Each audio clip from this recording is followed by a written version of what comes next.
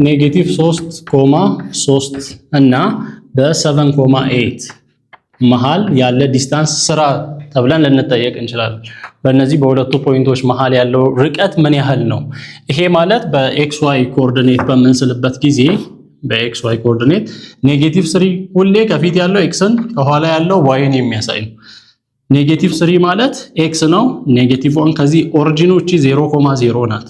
ወደ ኔጌቲቭ ኤክስን ወደ ኔጌቲቭ እንቆጥራለን። ኤክስ ላይ ኔጌቲቭ 1 ኔጌቲቭ 2 ኔጌቲቭ 3 እዚች ጋር ናት።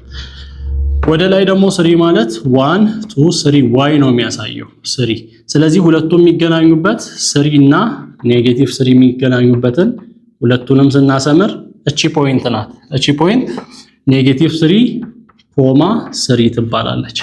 ሌላኛው ፖይንት የተሰጠን 7.8 ነው። 7 ማለት በኤክስ አክሲስ እንቆጥራለን፣ ወደ ቀኝ ነው ፖዚቲቭ 1 2 3 4 5 6 7 አለ። ፖዚቲቭ 8 ደግሞ ወደ ላይ ነው ዋይ 3 ላይ 4 5 6 7 8። ስለዚህ 8 ላይ እንደዚህ 7 ላይ ደግሞ እንደዚህ ስናሰምር ሁለቱም ኢንተርሰክት የሚያደርጉበት ፖይንት ይሄ ነው።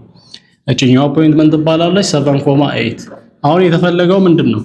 በሁለቱ መሃል ያለ ርቀት ምን ያህል ይሆናል የሚለው በዚህ ኢኩዌሽን መስራት እንችላለን ነው። እንዴት እንሰራለን? x2 x1 እቺን 2 እንበል፣ እቺን 1.1 እንበል። በሌላ ቋንቋ ይሄን x1 y1 ብንል ይሄን ደግሞ x2 y2 ብንል ምን ይሆናል?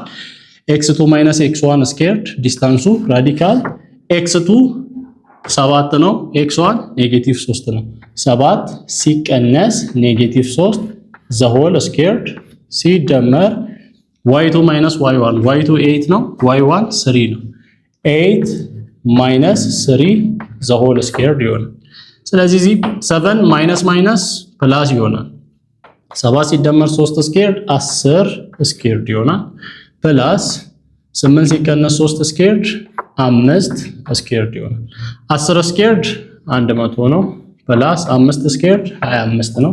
ስለዚህ 125 ምን ውስጥ? ራዲካል ውስጥ። ራዲካል 125 ይመጣል ማለት ነው። ይሄንን ሲምፕሊፋይ ማድረግ እንችላለን። ራዲካል 125 ማለት 5 ጊዜ 25 እንደማለት ነው። 5 ጊዜ 25 ማለት ደግሞ ራዲካል 5 ታይምስ ለየብቻ ራዲካል 25 እንደማለት ነው። ራዲካል 25 5 ይወጣል። እዚህ ራዲካል 5 አለ። 5 ራዲካል 5 ይሆናል። ራዲካል 5ም ደግሞ ወደ ቁጥር ቀይረን ማምጣት እንችላለን። ርቀቱን ነው ወይንም ዲስታንሱን ነው የሚያሳየን። ከዚህ እስከዚህ ያለው 5 ራዲካል 5